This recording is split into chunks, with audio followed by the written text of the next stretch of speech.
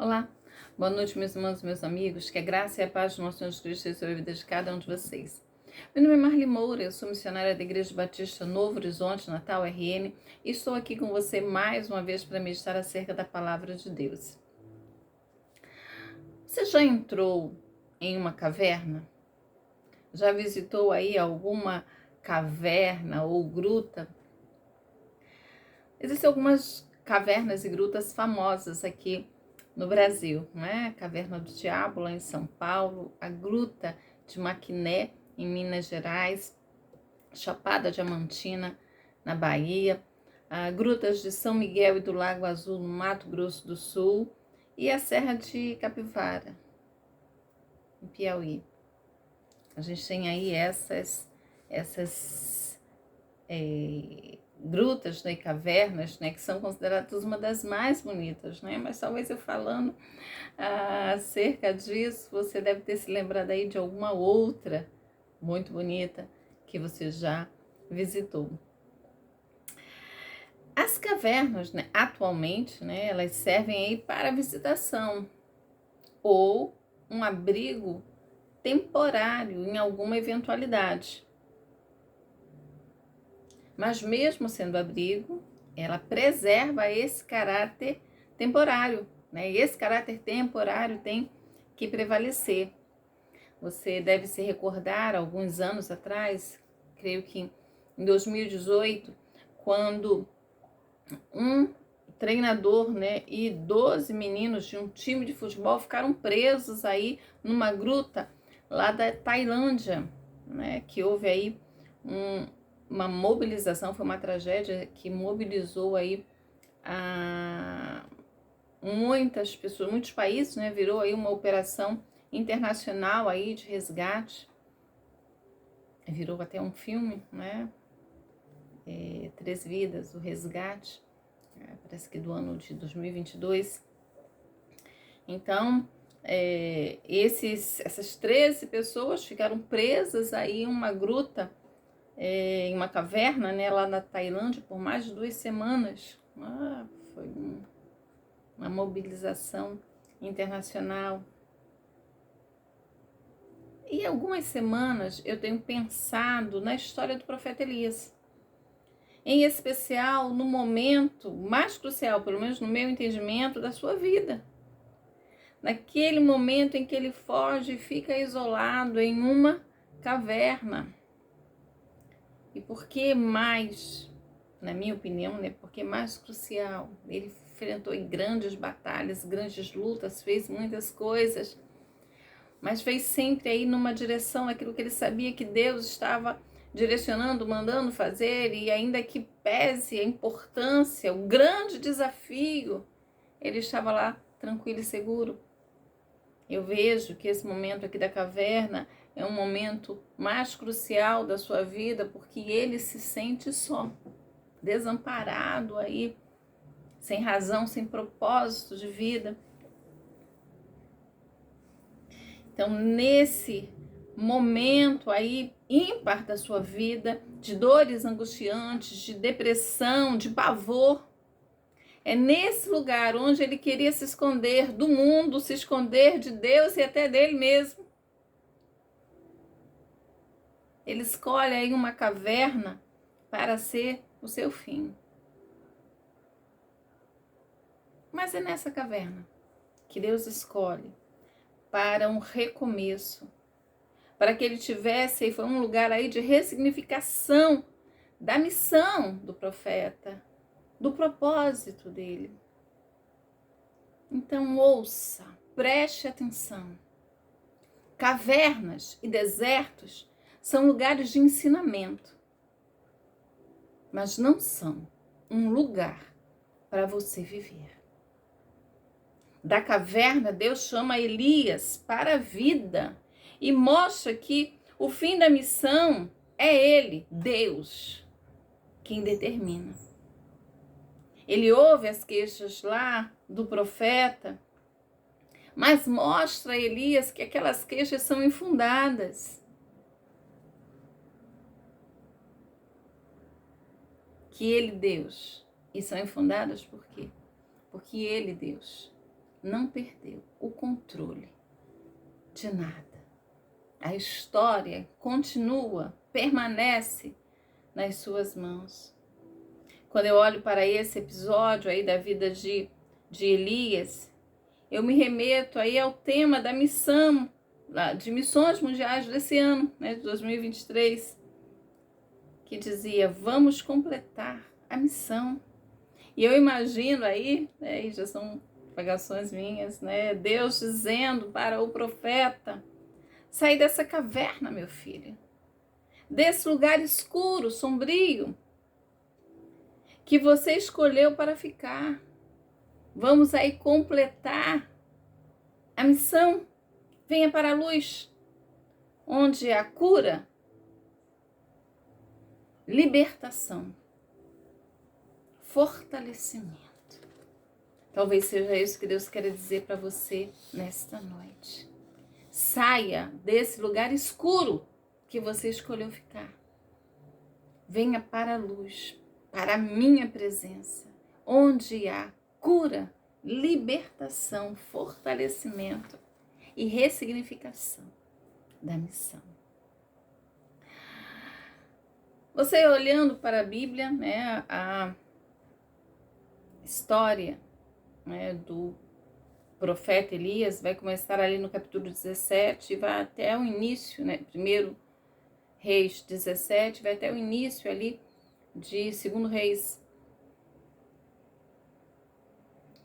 Mas nesta noite, eu quero ver com vocês o capítulo 19, né? O nome do profeta Elias significa Iavé, Javé, Jeová é Deus. E ele é Eli da cidade de Tisbé. A tradição vai dizer aí que era uma pequena cidade que ficava ali perto do val de Jaboque. E Elias, em seu ministério, ele fez coisas assim, né, grandiosas, né? Eu vou pautar aí até esse início do capítulo 19, né? Ele é chamado, né? E ele vai predizer uma grave seca, né? 3 anos e meio ali sem chuva. Depois Deus diz que ele devia sair daquele lugar e ele fica ausente. E nesse período ele é sustentado por corvos, não é? Depois por uma viúva. Ele multiplica lá os alimentos da casa daquela viúva. Ele ressuscita o filho daquela viúva. Depois ele volta e vai desafiar aí no capítulo 18, ele vai desafiar aí os 450 profetas de Baal e mais 400 profetas, né, do poste ídolo. Desafia e vence, restaura o altar de Deus, mata esses homens, ora para que haja chuva e a chuva vem. Então, nesses capítulos, né, 17 e 18, aqui é um pequeno, um breve aí, resumo, né, da história da vida desse profeta. Mas no capítulo 19, que é o capítulo que nós vamos meditar hoje, nós temos um homem, esse homem de Deus, fugindo. Então, acompanha comigo a leitura de 1 Reis, capítulo 19, que diz assim: Acabe fez saber a Jezabel tudo quanto Elias havia feito, e como matara os profetas à espada. Então Jezabel mandou um mensageiro a Elias a dizer-lhe: Façam-me os deuses como lhe aprouver, se amanhã, a estas horas, não fizer eu a tua vida como fizestes a cada um deles. Ou seja, vou matar você. Temendo, pois, Elias levantou-se e para salvar a sua vida se foi e chegou a Berseba, que pertence a Judá, e ali deixou seu moço. Ele mesmo, porém, foi ao deserto, caminho de um dia, e veio e assentou-se debaixo de um zimbro, e pediu para si a morte, e disse: Basta-me, toma agora, ó Senhor, a minha alma, pois não sou melhor que os meus pais. Deitou-se e dormiu debaixo do zimbro, e eis que um anjo tocou e disse: Levanta-te e come. Olhou ele e viu junto à cabeceira um pão cozido sobre pedras em brasa e uma botija de água. Comeu, bebeu e tornou a dormir. Voltou segunda vez o anjo do Senhor, tocou-lhe e lhe disse: levanta-te, come, porque o caminho te será sobremodo longo. Levantou-se, pois, comeu e bebeu, e com a força daquela comida caminhou 40 dias e 40 noites até Horebe, o monte de Deus. Ali entrou numa caverna onde passou a noite. E eis que lhe veio a palavra do Senhor e lhe disse: que fazes aqui, Elias? Ele respondeu: tenho sido zeloso pelo Senhor, Deus dos exércitos, porque os filhos de Israel deixaram a tua aliança, derribaram os teus altares, mataram os teus profetas à espada, e eu fiquei só, e procuram tirar minha vida. Disse-lhe Deus: sai e põe-te neste monte perante o Senhor. Eis que passava o Senhor, e um grande e forte vento fendia os montes e despedaçava as penhas diante do Senhor. Porém o Senhor não estava no vento. Depois do vento, um terremoto, mas o Senhor não estava no terremoto. Depois do terremoto, um fogo, mas o Senhor não estava no fogo. E depois do fogo, um cicio, tranquilo e suave. E ouvindo-o, Elias envolveu o rosto no seu manto, e saindo, pôs-se à entrada da caverna. E eis que lhe veio uma voz que lhe dizia: que fazes aqui, Elias? Ele respondeu: tenho sido em extremo zeloso pelo Senhor, Deus dos exércitos, porque os filhos de Israel deixaram a tua aliança, derribaram os teus altares e mataram os teus profetas à espada. E eu fiquei só, e procuram tirar minha vida. Disse-lhe o Senhor: vai, volta ao caminho para o deserto de Damasco, e em chegando lá, unges a Azael, rei sobre a Síria, a Jeú, filho de Ninsi, ungirás rei sobre Israel, e também Eliseu, filho de Cefate, de Abel-Meloá, ungirás profetas no teu lugar. Quem escapar da espada de Azael, Jeú matará, e quem escapar da espada de Jeú, Eliseu matará. Também conservei em Israel 7.000, todos os joelhos que não se dobraram a Baal e toda a boca que não beijou. Partiu, pois, Elias dali e achou Eliseu, filho de Safate, que andava lavrando com 12 juntas de bois adiante dele. Ele estava com a 12ª. Elias passou por ele e lançou o seu manto sobre ele. Então deixou eixos os bois, correu após Elias e disse: deixa-me beijar o meu pai e a minha mãe, então te seguirei. Elias lhe respondeu: vai e volta, pois já sabes o que fiz contigo.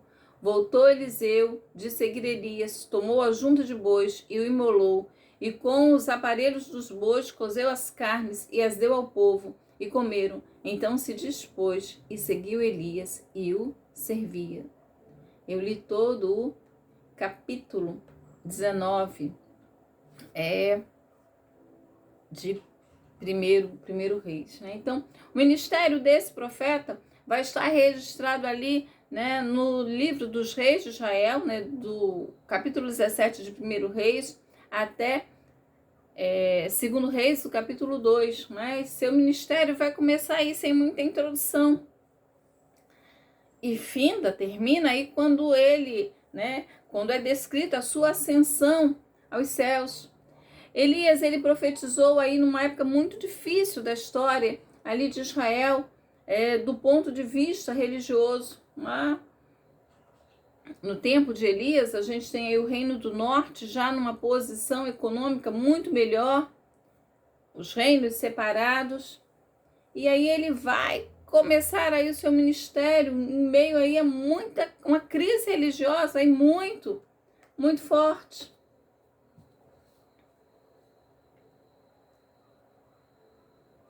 Como eu disse, capítulo 18, ele vai e mata os profetas, 450 profetas de Baal e mais 400 profetas do poste-ídolo. Ele tem uma grande vitória. Talvez para ele fosse um momento assim, melhor do seu ministério, o ápice do seu ministério.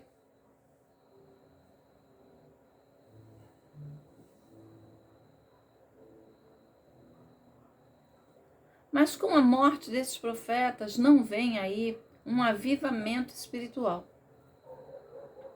Parece que a nação, depois daquilo, né, passou a euforia e continuou da mesma forma. Nada mudou. Um grande evento e nada muda. Acabe, o rei, ele faz saber à sua mulher Jezabel aquilo que Elias havia feito. Ele diz lá do acontecimento, de como os profetas foram ineficazes, como nada aconteceu.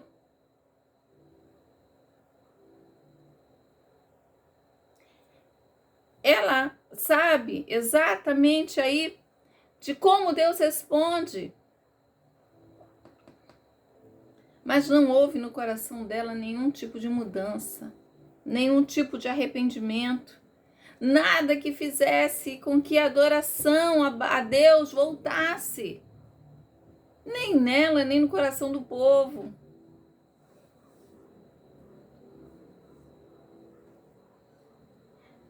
Na verdade, o que sai da boca de Jezabel é uma sentença, um decreto de morte para Elias. Você vai morrer. Você não vai ficar vivo.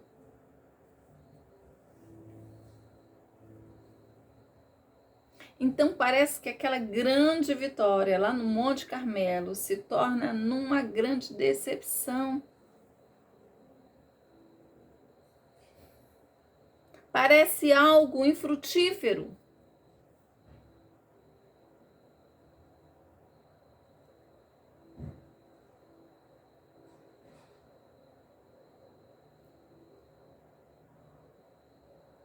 Então a gente está aqui diante de um homem decepcionado,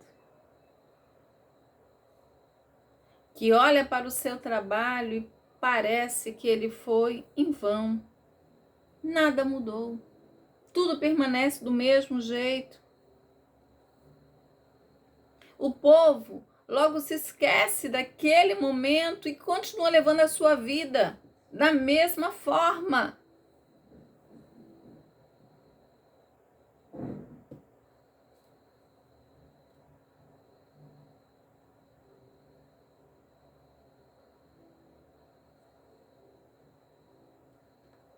O texto diz que ele vai, verso 3, que ele se levanta para salvar a sua vida e vai para Berseba. Ele deixa o seu moço lá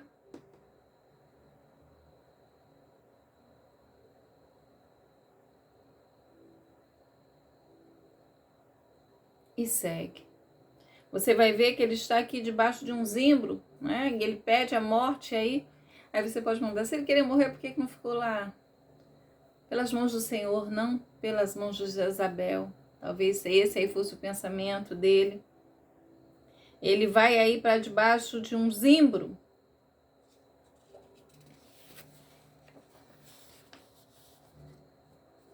Caminha pelo deserto, se senta ali debaixo de um zimbro e pede a Deus a morte. Ele vai dizer, olha, basta. Eu já fiz o suficiente. Não sou melhor dos que foram antes de mim. Eu posso morrer. Não sou melhor que os meus pais.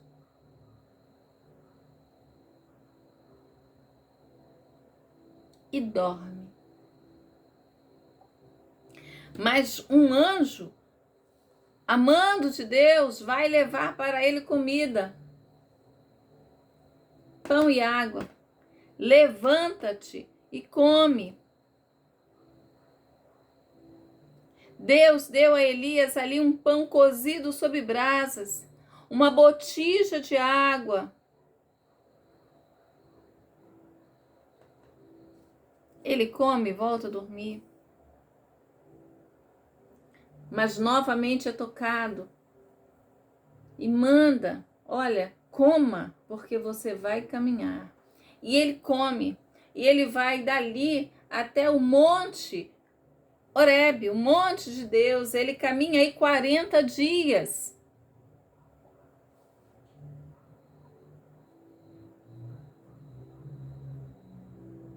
E diz o texto que é lá, depois de sair do deserto, ele vai aí para uma caverna.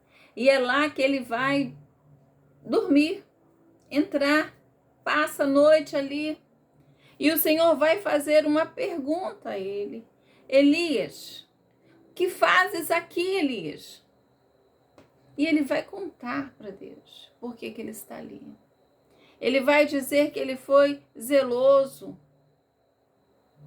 Elias, ele tinha paixão aí pelo Deus. E ele vai se opor à idolatria que estava reinando ali no seu meio.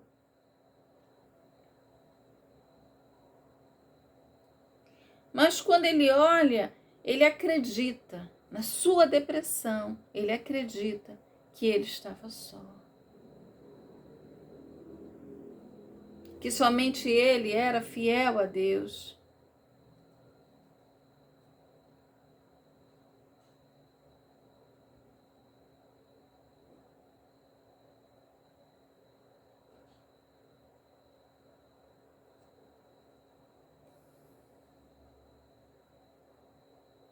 Ele vai ouvir, então, a voz de Deus que diz, olha, sai, põe-te neste monte perante o Senhor.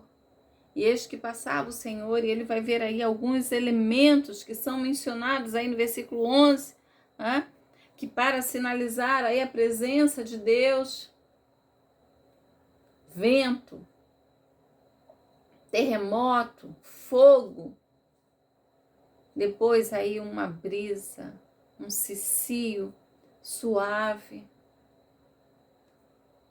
Elias envolve o rosto no seu manto e se coloca à entrada da caverna, e Deus vai perguntar a ele mais uma vez, o que você está fazendo aqui, Elias?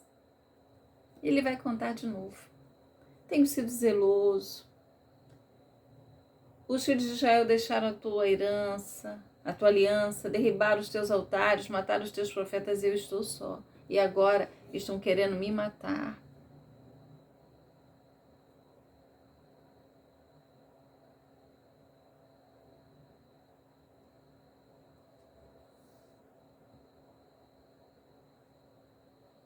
A missão de Elias até aquele momento havia sido cumprida. Mas Deus vai dizer, cumprida com louvor, mas Deus vai dizer a ele que a missão não tinha terminado. Que faltava completar a missão. Aquilo que ele havia feito, né, de mostrar ao povo aí a idolatria, ele cumpriu.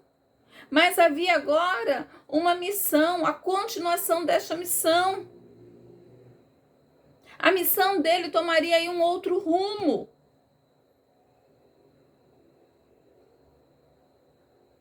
Ele precisaria ungir Eliseu.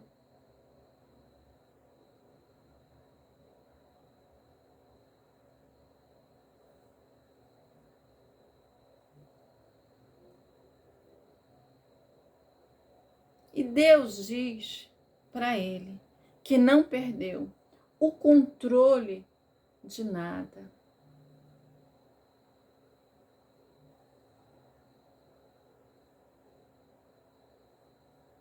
Ele vai dizer, olha, eu conservei em Israel 7.000 joelhos que não se dobraram a Baal e toda boca que não o beijou. Você não está só. Você falou aí da idolatria. Você combateu a idolatria. E eu tenho aí um remanescente fiel. O encontro de Elias com Deus no Monte Horebe. Depois aí do grande feito, em que ele leva a nação aí a fazer uma escolha entre Deus e Baal. Foi um ato aí de ousadia, de coragem, de muita fé. Elias foi usado aí como um instrumento de Deus para mostrar à nação o que eles estavam, aonde e como eles estavam falhando Deus usa este profeta para restaurar o altar. Mas Elias estava equivocado quando ele cria que estava só. Haviam 7.000 homens que não tinham se curvado a Baal. Você não está só. Você não está só. E Deus precisava fazer ou dar ou ter com ele um encontro especial.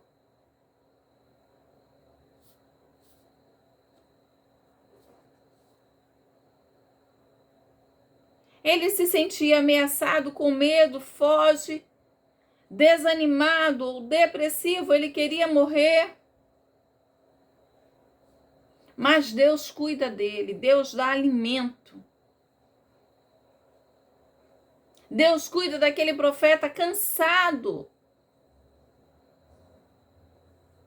Deus prepara o alimento, pão cozido em brasas e uma botija de água. Um alimento poderoso, um sono reparador. Ele caminha 40 dias para ter um encontro com o Senhor. Que fazes aqui, Elias?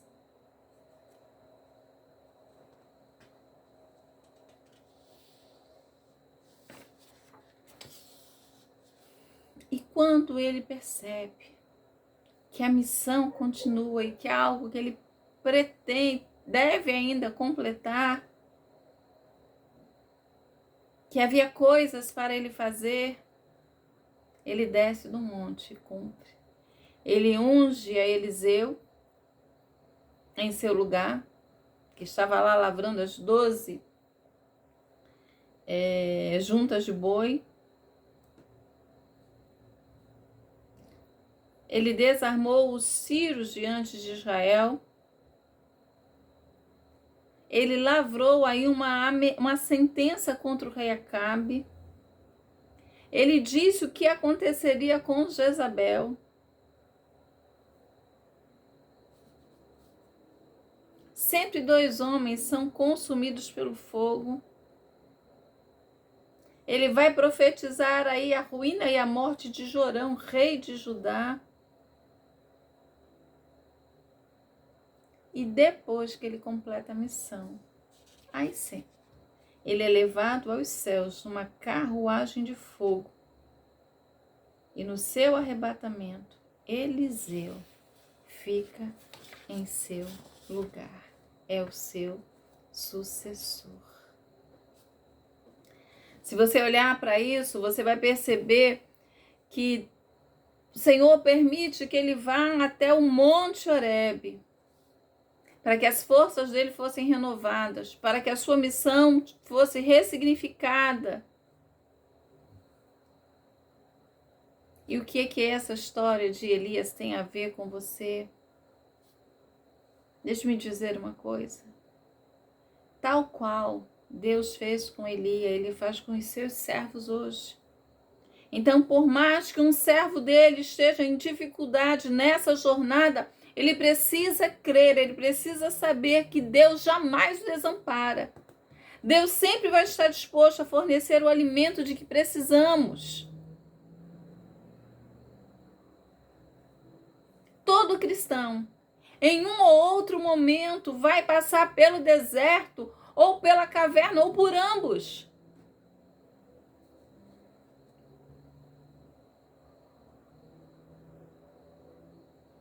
Elias, ele se sentiu só. É isso que ele diz lá para Deus, lá no Monte Horebe. Muitas vezes, dentro de nós, vem aí uma explosão de sentimentos, de dúvidas, de temores, medo.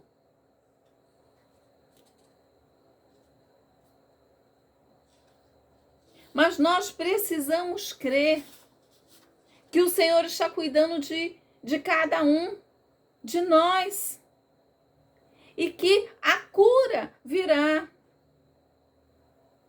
Mas precisamos ouvir a voz de Deus e sair da caverna. Precisamos sair da onde nós estamos nos sentindo sozinhos, abandonados, para irmos à sua presença e recebermos a cura e um ressignificado para a vida e para a missão. Não há o que temer, meus irmãos, se o Senhor estiver conosco e nós estivermos ouvindo a sua poderosa voz. Grande abraço. Deus abençoe a sua vida e até a próxima.